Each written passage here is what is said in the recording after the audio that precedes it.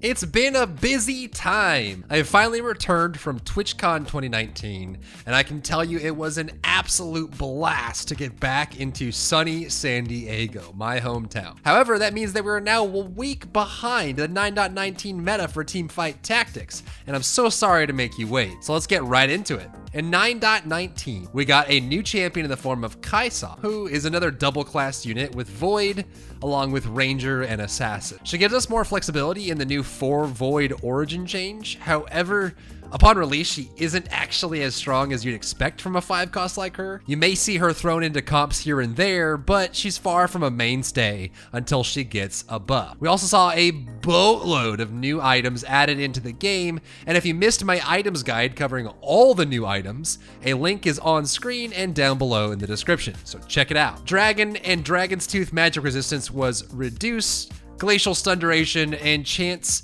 to proc was reduced, assassins got lowered slightly, and a few units got adjusted in this patch. However, one of my favorite changes is an adjustment to the round-by-round matchmaking, which now means you will run into the same people less often. Thank the heavens above. Now, all that being said, what exactly is everyone playing this patch? What is the meta, drybear? The meta right now is probably the most flexible it's ever been in the past.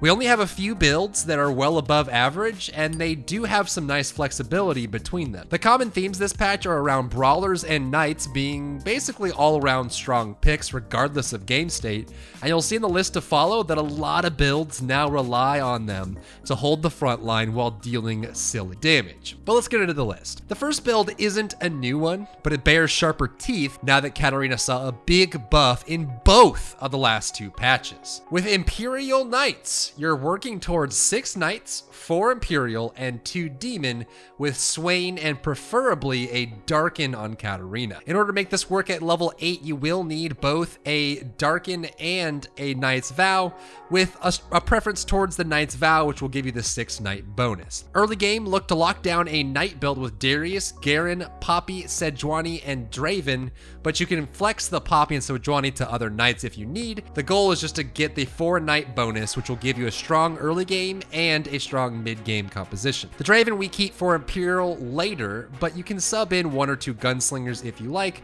a Lucian or a Jinx if you have. Late game, you'll want 6 Knights with Darius, Mordekaiser, Poppy, Sejuani, Kayle, and either a 6th Knight, but more preferably a Knight's Vow item, converting one of your units into a Knight. The 6th Knight bonus, along with a lot of your Knights leveled up, will make a huge impact at the beginning of the game, and will make it very difficult for any comp to shut you down. For the Knight's Vow, the most optimal placement being on Swain for the extra armor on the flat item, and don't sleep on the fact that Mordekaiser got buffed in the last patch, which now he's a force to be reckoned with, and any of the 1-cost knights more specifically that get leveled to 3-star can be devastating all game long. I've been soloed by a 3-star Darius, a 3-star Mordekaiser, etc. Add in 4 Imperial with Katarina, Draven, and Swain, and of course the Darius you already have. The bulk of your damage will come from Katarina, Draven, and Swain, but you will still get a sizable amount of damage from all your knights and Sejuani. This build in particular is probably best represents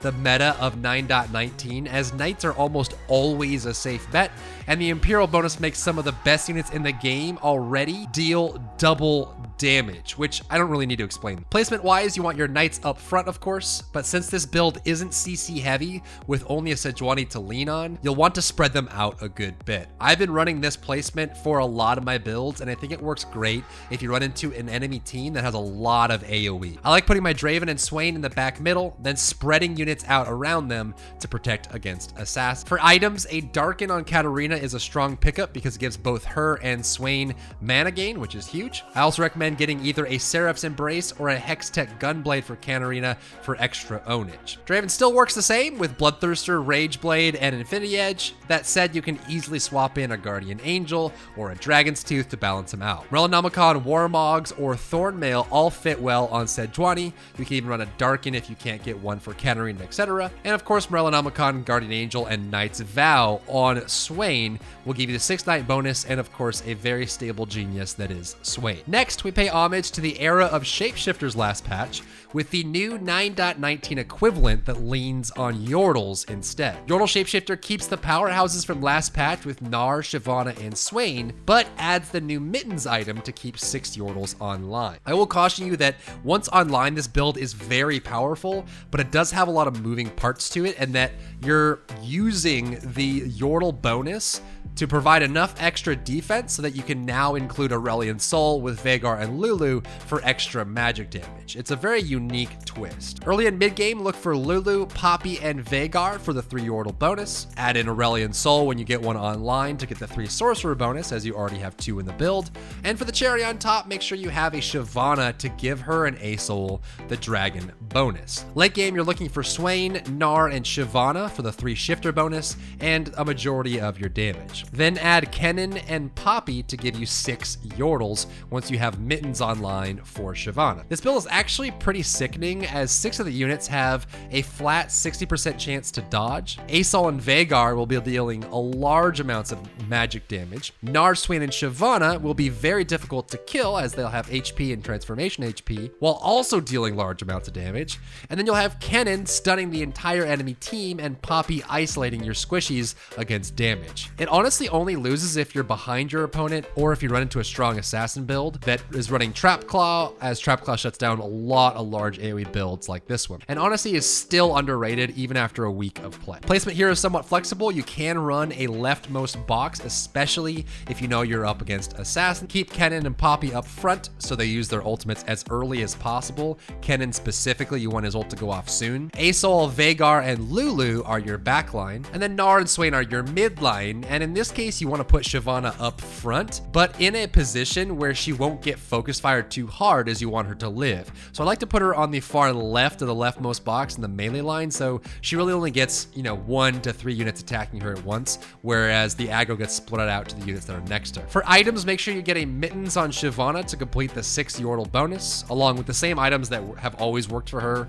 Rage Blade, Hextech Gunblade, and flex defensive items like Warmog's Earth. Darken is a huge pickup for Asol in almost any comp that has at least one other demon, as it will give him extra mana and extra mana for the other demon, in this case Swain. Dragon's Tooth is still great on Gnar, along with a Bloodthirster or even a Thief's Gloves if you only want to put one item on him. Honestly, any unit will benefit greatly from Thief's Gloves, so don't sleep on this item. It's super good, especially if you get it online in stage 2. It's crazy. And of course, the classic Guardian Angel plus Morellonomicon on Kennen can sometimes be enough to wipe an entire enemy team by itself if your Kennen is positioned properly. Next is a fun build that comes from the change to the 4 wild bonus, giving all friendly units scaling attack speed along with attacks that cannot be dodged. An excellent strategy against Yordle comps particularly. This is the wild assassin build and is probably the most popular build in this game for 9.19 as it stands right now. I just didn't put it first because it actually has a really weird mid to late game transition and a really weird early to mid game transition. There's some weak spots on it that if you play it right, you might think it's one of the worst builds in the game, but it's actually one of the best. It just has awkward transitions that you have to be prepared for. In this build for mid game, look for 4 wild with Gnar, Nidalee, Warwick, and Rengar, then add in Jace to give you the 3 Shapeshifter bonus. Your goal this game is to beef out the Rengar as a hyper carry, then add Pike and Akali to finish 3 assassin bonus. Lastly, add a V for the 2 Brawler bonus with Warwick, and of course the 2 Hextech bonus with Jace, which works really well in this pack. You're really relying on Rengar with full items and Akali with at least 1 or 2 items to do the bulk of your damage. And in this case, placement-wise, you'll play just like any other assassin. Tanky units like Warwick, Vi, Nidalee, and Jace sit in the back middle to draw aggro for your assassins to jump behind the enemy team. Then you want to add in Rengar and Pike in the wings of your back line to get a nice flank on the enemy. And you can either place your Gnar in the second row to get front aggro, or at the end of the back row if you think the enemy has assassin. For items, beef out the Rengar with at least a Guardian Angel and a Bloodthirster, and then the last item can be a flex assassin pick like Infinity Edge, Rage Blade or even Giant Slayer can work well. Akali does amazingly with one Seraph's Embrace, and honestly might be enough just for her, but I've also started putting Infinity Edge on Akali, and she honestly turns into a walking one-shot machine with the eye. Merlenomicon is still a good pickup for Pyke, so he applies the debuff to a large number of enemies. You guys already know this. And beyond these three builds is where the game gets rather flexible. In simple terms, for 9.19, Brawlers, Knights, and Elementalists can fit into a lot of different builds and generally will give you your defense for your team. Sorcerers, Gunslingers, and Blade Masters are all popular grabs for damage output once you have the def. In most cases, you can mix and match these options for defense and offense and find a really good build in 9.19. That said, let's go through two examples of this to help set your brain in motion. For build number 4, let's go through one of my favorites, which is a Brawler Gunslinger setup. I like this build a lot because it isn't hard to put together and generally won't have a crazy amount of competition for other players, even though it is very powerful. The idea here is to get 6 Brawlers online and use Ionic Sparks plus 2 Gunslingers to get your damage output. Mid-game, look for the 4 Brawler bonus with Blitzcrank, Rek'Sai, Vi, and Cho'Gath, and then behind them you want to add in some damage with either Lucian or Jinx, and you're set to go. It's also a very easy transition into late game because all you're gonna do is add in your missing Gunslinger and get 2 more Brawlers. So for late game, look for 6 Brawlers by adding in Volibear and Warwick. Then just make sure you have both Jinx and Lucian in your back line and you've got a mighty build. Jinx also works extremely well with the new Giant Slayer item, as her passive gives her attack speed and splash damage, which will trigger the Giant Slayer and honestly is pretty broke. Her damage throughput with just the Giant Slayer is nuts. You will need a bit more damage in this build from just the 2 Gunslingers, so adding in 2 Ionic Sparks on one of the Brawlers does the trick, and you're usually set for the rest of the game. Most often, you'll want these 2 Ionic Sparks on Blitzcrank if you have to choose, as he will usually be placed in the back corner and will die towards the end of the round, which is what you want. Anytime you have Ionic Spark in the game, you want that to have a long uptime, so put it on a unit that's gonna last a long time. On top of this, Blitzcrank will also benefit from the flat ability power you get from these items and make his single target grab even more potent. Placement here is flexible, but I suggest either placing all your Brawlers in a line up front with Lucian, Jinx, and 1 or 2 Brawlers in the back line to keep your carry safe. This is a very common lineup. Or you can use the spread build I mentioned earlier, where you kind of spread all your units out across your board so that no one gets hit too much by A. For items, the best are the Ionic Sparks for the Blitzcrank or any Brawler you think is going to last a long time, and then getting the Giant Slayer on Jinx. As a single item, again, it provides a crazy amount of DP. And since you're pretty tanky with this build, anything that slows the round down is in your favor because you will win the war of attrition. Most players opt for multiple Frozen Hearts on someone like Vi, who's gonna charge through the entire enemy team and apply the debuff and slow the round down. But any other general purpose item will work well in this build. Lastly, I want to give special mention to the return of Twisted Fate. Last patch, the rounds lasted too long, or the overabundance of Dragon's Tooth and Dragon made caster comps pretty hard to get online and use properly. But in this patch, with a few of the SS tier comps being nerfed, we have room to focus on more stable comps. Twisted Fate is an excellent addition to Sorcerer or Elementalist comps that need a strong boost of mana from TF's blue comp. So now in 9.19, you'll see players running TF with 1 or 2 static shivs, as this gives him both mana flat and a flat attack speed boost for even more mana. If he procs blue card as his first cast of the round, it can sometimes just be an instant win if you're running a caster. And here's an example of such a comp with Demon Sorcerer. Run a Twisted Fate with 1 or 2 static shivs, and this can be picked up pretty early on in the game. For early mid-game, you'll want Twisted Fate,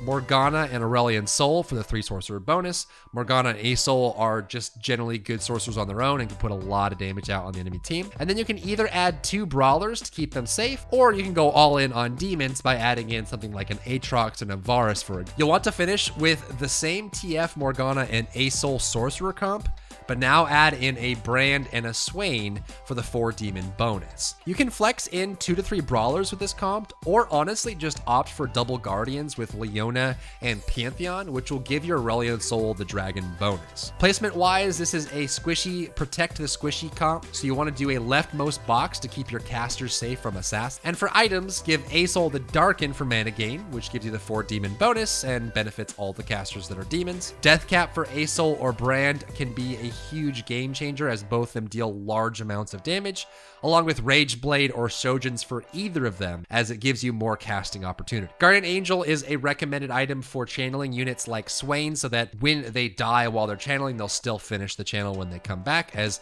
when you're in the dying state of Guardian Angel, it doesn't stop any active channels you have. It works the same for Kennen. And that covers the current meta for 9.19. The quick synopsis here is to use Brawlers or Knights to get your front line, and then add in Sorcerers, Blade Masters, or Gunslingers to run behind. Elementalists can work in almost any comp, up until the very late game where the synergy bonus tends to fall off. Of the new items, I recommend getting Thief's Gloves, Trap Claw, Mittens, or Giant Slayer, as these are all very strong picks. The rest of them are either weak or just not better than their counterparts, and so we haven't seen a whole lot of use out of any of them, unless you're running a hyper carry build and you need a Quicksilver against a very heavy CC comp. Thank you so much for tuning in today. I really appreciate it. Be sure to follow me on all my social channels, check me out on my live stream, and I look forward to seeing you in the next one.